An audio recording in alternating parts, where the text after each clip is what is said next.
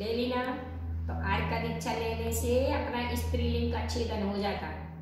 तो आपके लिए अब तो ना तो बेटा से मोह करना पक्का, ना कोई बेटी से मोह करना, ना कोई परिवार से मोह करना, सबको तुमने क्षमा कर दिया पक्का। सब माता जी महाराज को सबको क्षमा याचना है ना।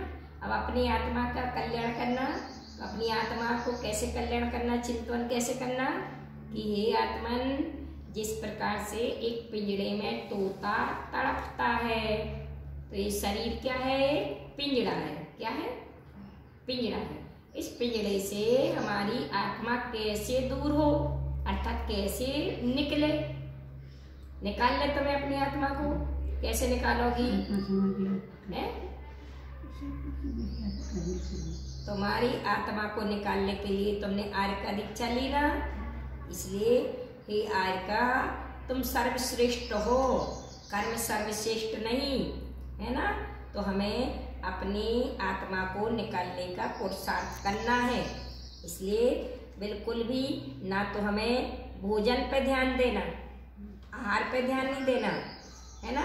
तुम्हें अपनी सारी चीजों का त्याग रखना है। जब भी भोजन करके आओ और त्याग कर दिया करो चारों प्रकार के, है ना। सारे वस्त्रों को इतना एक साड़ी को छोड़कर से सबका त्याग करना है ना। ठीक है। तो अपनी आत्मा का कल्याण कैसे होगा, लमोकार मंत्र करने से। जैसे एक नाग नागनी ने लमोकार मंत्र की आराधना की, अर्थात लमोकार मंत्र पर विश्वास किया, उसी प्रकार से तुम्हें भी अपनी आत्मा पर विश्वास करना। आत्मा किसे कहते हैं? शरीर के अंदर आत्मा है, कहते किसे हैं बताओ? आर्य श्री विभद्र श्री माता जी आत्मा को क्या करोगी? आत्मा को अच्छे से क्या करोगी बताओ? क्या करोगी? क्या करोगी? गर्भ जन्म ताप का कल्याण करोगी, अर्थात बार बार में किसी के गर्भ में नहीं जाना। इसलिए हमने आर्य का व्रत धारण किए, क्योंकि आत्मा जब तक कर्मों से युक्त रहेगी तब तक किसी के गर्भ में जाएगी, उस माँ को परेशान करेगी ना। उस माँ के गर्भ में रह करके जूठन खाएगी जूठन, फिर उसमें छोटे से स्थान में रहकर मल में रहना पड़ेगा। तो ऐसे गर्भ का हम क्या करेंगे? कल्याण करेंगे ना। और जन्म में भी कितने छोटे से स्थान में से जन्म लेना पड़ता है, और मल में से जन्म लेना पड़ता है, और अपना मलमूत्र आदि से शरीर बनता है ना। ऐसे गंदगी से शरीर बार बार, इस शरीर का बार बार जन्म ना हो, इसलिए इस शरीर को छोड़ने के लिए हम क्या करेंगे? पंच परमेष्टि की आराधना करेंगे। तो जैसे अरिहंत भगवान को कैसे बोलोगे? तुम अरिहंत भगवान कीजिए, बोल के दिखाओ। सर्वसाधु पंच परमेष्टि भगवान की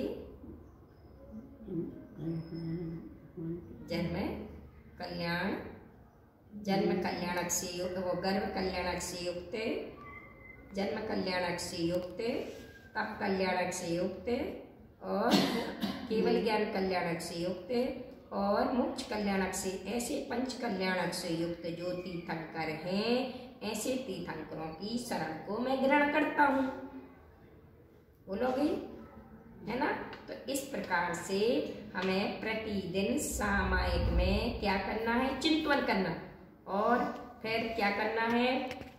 अपनी 12 भावना पढ़ना। कौन सी 12 भावना में? पहले तो समाधि भावना। समाधि भावना में कौन सी है? पढ़ के सुनाओ। नहीं, ये तो मेरी भावना है। समाधि में दिन रात मेरे स्वामी, मैं भावनाए भाऊं, देहांत के समय में तुमको न भूल जाऊं। क्या बोलोगी? फिर से बोलो।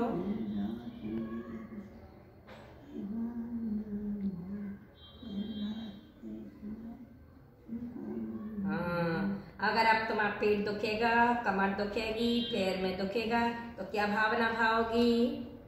आर का श्री माँ, आर का श्री हो ना, अब तुम आर का बन गई ना, है बन गई ना, तो अब क्या भावना भाओगी? सोगी तो नहीं, तो चिंतन करोगी रात के, मुकर मंत्र की माला फेरोगी, कितनी फेरोगी? 11 माला, 11 नहीं 21 माला, कितनी? 21 माला। और गुरु को याद करोगी, आचार्य श्री को याद करोगी, कैसे करोगी याद? आचार्य श्री ने तुम्हें मोक्ष मार्ग में लगाया ना, लगाया ना? हाँ, और गुरु, हाँ, ऐसी जयकारा लगाओगी, क्या लगाओगी, है ना? अब तुम कितनी माला फेरोगी? 11 नहीं 21, कितनी? 21 माला। अब तुम्हारा अब क्या चल रहा है? तुम आहार में क्या लोगी? त्याग करोगी ना पूरा? अब क्या लोगी? ओनली छेना या छाछ, ठीक, ठीक है।